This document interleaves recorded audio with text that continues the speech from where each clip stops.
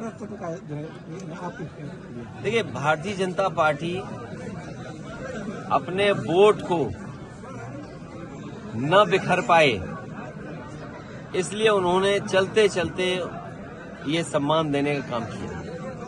अगले दिन इंडिया गठबंधन को लेकर भाजपा तंज कस रही है कि आप लोग दूल्हा अभी नहीं डिसाइड कर पा रहे कौन होगा। सीट शेयरिंग को लेकर भी कांग्रेस नाराज है। बीजेपी को चिंता इस बात की करनी चाहिए कि उनके सांसदों की परफॉर्मेंस क्या है। यहां तो मान लीजिए गठबंधन के सांसद जीते थे, लेकिन उत्तर प्रदेश की सरकार उनकी रही, दिल्ली की सरकार उनकी रही। लखनऊ से चलकर के मैं बलरामपुर आया और मैं नीचे नीचे देखते आया कि अगर कहीं भी उन्होंने कोई कारखाना लगवाया हो तो बता दें हमें। जो आरोप समाजवादियों पे लगाते थे, अरे डबल इंजन की सरकार, और इन्वेस्टमेंट कितना, 40 लाख करोड़।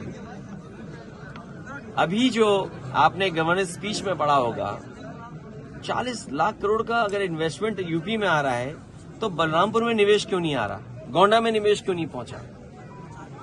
और इतने बड़े पैमाने पे जो बेरोजगारी है, इसका जवाब क्या है उनके पास? महंगाई का जवाब क्या है उनके पास? तो बीजेपी को चिंता करनी चाहिए। उनका सब सांसद इस संकट में है कि कहीं उनकी टिकट तो नहीं कट रही है। और जो हमें जानकारी मिली थी, मैंने पहले भी कहा, फिर दोहराता हूं उस बात को, कि सभी सांसदों की उनकी टिकट कटने जा रही है। जो एक सांसद हैं वो सीट बदलना चाहते हैं।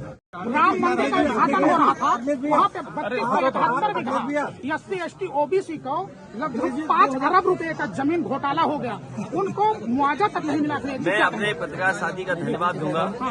मैंने कई बार ये कहा कि अगर कोई पुण्य काम होने जा रहा हो, कोई बहुत बड़ा काम होने जा रहा हो और पीडीए के लोग दुखी हों, 90% आबादी वाले लोग दुखी हों, तो ऐसे पुण्य काम में उनको भी कम से कम भला होता।